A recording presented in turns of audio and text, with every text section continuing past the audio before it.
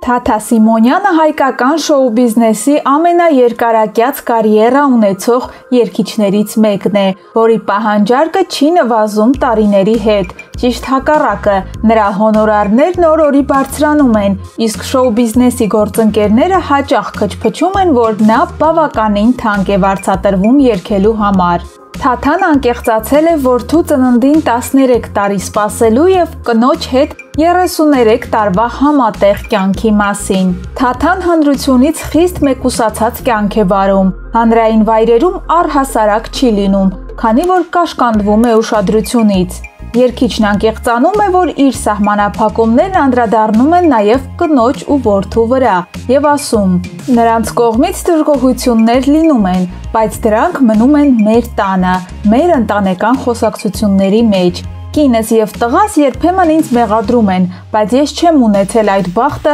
տղայիս ձեռքը բռնած քայլել քաղաքի փողոցներով, մտնել խանութ կամ սրճարան։ Իհարկե, իմ կինն էլ է ցանկանում, ինչպես բոլոր կանայք, իր ամուսնու հետ թևանցուկ պտտվել քաղաքով, այցելել գեղեցիկ վայրեր։ Իմ որդին էլ է շատ ուզում, բայց ինչ արած»։ Երգիչը նաև պատմել է որդու ծննդին 13 տարի սպասելու և այդ ընթացքում բախված դժվարությունների մասին։ Թաթան ասում է, որ առաջին բժիշկը, ում նրանք այցելել են, եղել է լուսահոգի Գեորգի Կիմիչը, ով հուսադրել է երիտասարդ զույգին և ասել, որ ամեն բան լավ կլինի։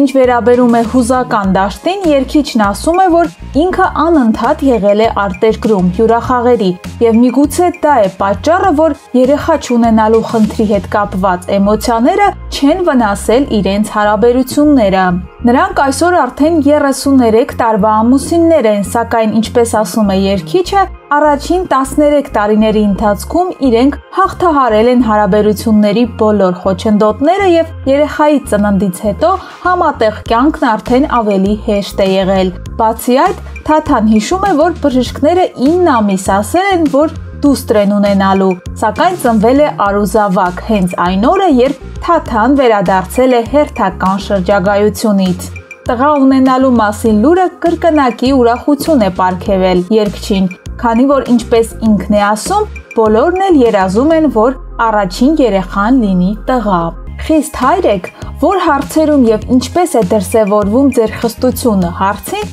երգիչը պատասխանում է. «Այո, բոլոր հարցերում էլ խիստ եմ։ Ես ուզում եմ, որ իմ տղան զսպված մարդ լինի։ Մենք երկար տարիներ փորձել ենք թաքցնել, որ դպրոցում չիմանան, թե ինքն ում տղան է, որպեսզի ինքն ավելի հանգիստ ապրի։ Իր լուսանկարներն էլ շատ չեմ լուսաբանել։ Ուզում եմ ինքն ապրի ոչ թե որպես իմ որդի, այլ որպես անհատ։ Նա այսօր արդեն ուսանող է և այլևս անհնար է թաքցնել այն փաստը, թե ով է իր հայրը և դա նորմալ է։ Ինձ համար ուղղակի կարևոր էր, որ նրա մանկությունը անցներ հանգիստ և խաղաղ»։